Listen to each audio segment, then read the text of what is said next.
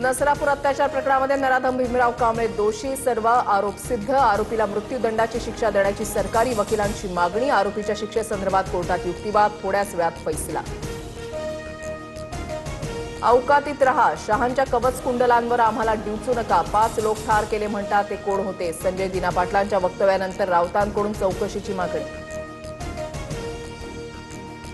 संजय दिना पाटलांनी राऊतांवर केलेल्या वक्तव्यावर एकनाथ शिंदेंची नाराजी। पक्षाची बदनामी होईल अशी वक्तव्य टाळावी, शिंदेंच्या सूचना। सूत्रांची माहिती। खासदाराकडून बॉम्ब टाकण्याची धमकी चिंताजनक, संजय राऊतांचं मुंबई पोलीस आयुक्तांना पत्र। संजय दिना पाटलांच्या अटकेची मागणी। दरम्यान राऊतांच्या समर्थनार्थ ईशान्य मुंबईतील पदाधिकारी एकवटले।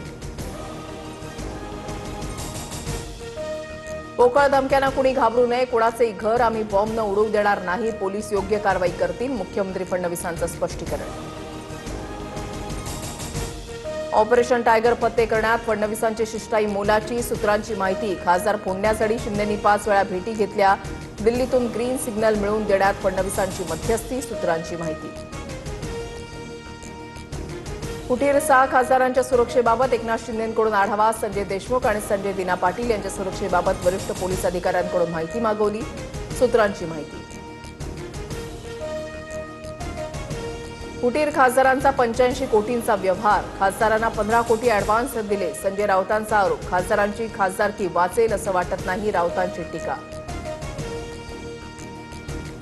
आमचा एकही आमदार किंवा खासदार फुटणार नाही, शरद पवारांचं वक्तव्य। शिवसेनेच्या खासदार फुटीनंतर राष्ट्रवादीतही फुटीच्या चर्चांवर पवारांचं उत्तर।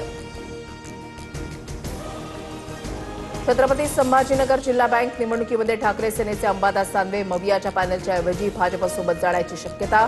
आतापर्यंत 8 जण बिनविरोध। जिल्हा बँक निवडणुकीसाठी नव्या राजकारणाचे संकेत।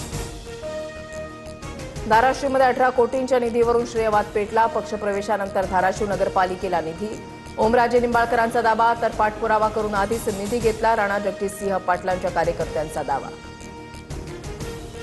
भाजपा आमदार नरेंद्र मेहतांच्या कंपनीवर मीरा भाईंदरमधील आदिवासी जमीन बळकावल्याचा ठपका। जिल्हाधिकाऱ्यांच्या चौकशी अहवाल महसूल मंत्र्यांकडे सादर।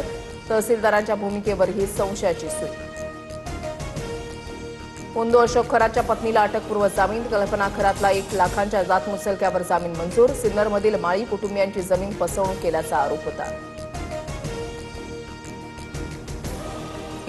तुकाराम मुंडेंना सोशल मीडियावरून शिवीगाळ करत धमकी। खडकपाडा पोलीस ठाण्यामध्ये गुन्हा दाखल। धमकी देणाऱ्या दुर्गाप्रसाद पांडेला 4 तासात मुंबईतून अटक। नागपुरात बंदी असलेल्या खर्राची विक्री। TV9 मराठीच्या टीमकडून रियालिटी चेक। 80% पानटपरीवर चढ्या दरानं खर्राची विक्री होत असल्याचा प्रकार। कारवाईकडे लक्ष।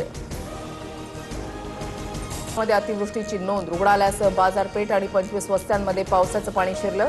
जनजीवन विस्कळीत। अमरावतीला आजही मुसळधार पावसाचा इशारा।